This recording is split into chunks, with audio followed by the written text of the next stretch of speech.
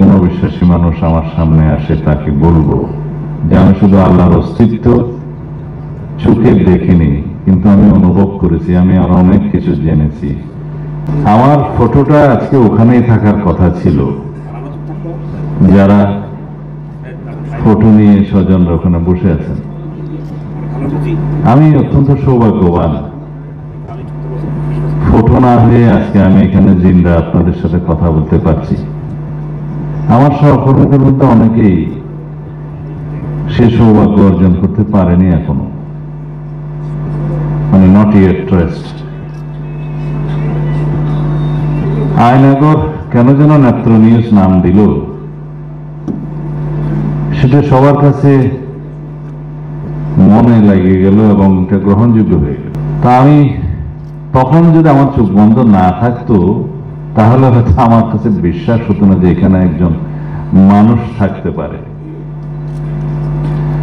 তবে রুমের ভিতরে চোখ খোলা থাকতো, এর বাইরে দুনিয়া তো দেখা সম্ভব ছিল না।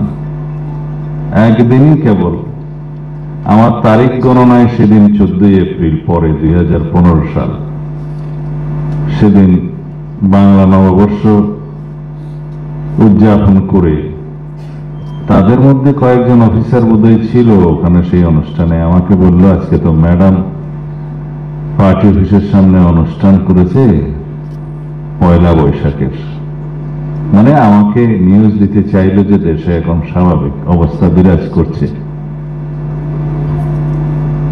আমি কোনো জবাব পারতপক্ষে তাদের দিতাম না।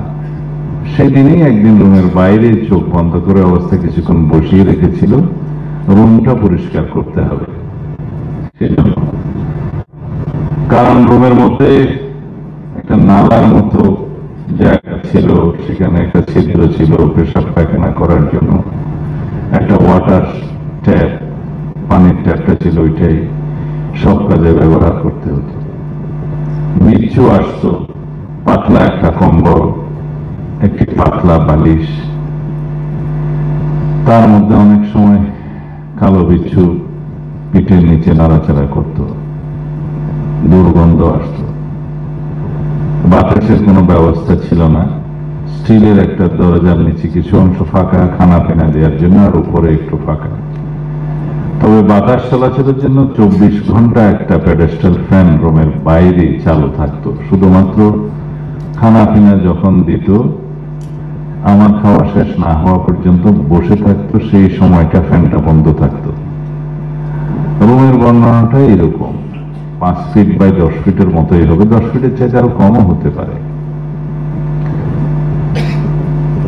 2 মাস একদিনের মাথায়, 61 দিনের মাথায় আমাকে বের করে জম টুপি পরিয়ে, কালো চশমা পরিয়ে, গামছা ভিতরে ছিল আরো একটা কয়েক পরত কাপড় পেঁচিয়ে, হাতে গামছা দিয়ে বেঁধে বলা হলো আজকে আপনাকে এমন একটা জায়গায় নিয়ে যাওয়া হবে, ফিরে আসতে আপনার 2-3 দিন লাগতে পারে। তখনও আমার বিশ্বাস হচ্ছিল না যে তারা আমাকে জিন্দা ছেড়ে দেবে। বলতাম যদি আমার মৃত্যু হয় এখানে, মানে তারা মেরে ফেলবে সেটা বলতাম না, তাহলে আমার লাশটা আমার পরিবারের কাছে ফেরত দিও। কোনো উত্তর দিত না। আমি আল্লাহর কাছে সবসময় প্রার্থনা করতাম যে আমাকে যদি আমার জীবন থাকে, হায়াত থাকে, আমাকে ইমানের সাথে জিন্দেগি দিও, ইমানের সাথে মৃত্যু দিও। আর যদি এখানেই আমার মৃত্যু হয়, মৃত্যু থাকে, তাহলে আমাকে ইমানে মৃত্যু দিও। দেশের জন্য প্রার্থনা করতাম, দেশের জনগণের জন্য প্রার্থনা করতাম। আমি খুব বিশ্বাসী মানুষ, আমি অনেক কিছু দেখেছি, সেজন্য অনেক অবিশ্বাসী মানুষকে বলি যদি কোনো বিশ্বাসী মানুষ আমার সামনে আসে তাকে বলবো যে আমি শুধু আল্লাহর অস্তিত্ব চোখে দেখিনি, কিন্তু আমি অনুভব করেছি, আমি আরো অনেক কিছু জেনেছি, আমাকে অনেক কিছু দেখিয়েছে আল্লাহ রাব্বুল আলামিন, সেগুলো আমি বাস্তব জীবনে পেয়েছি।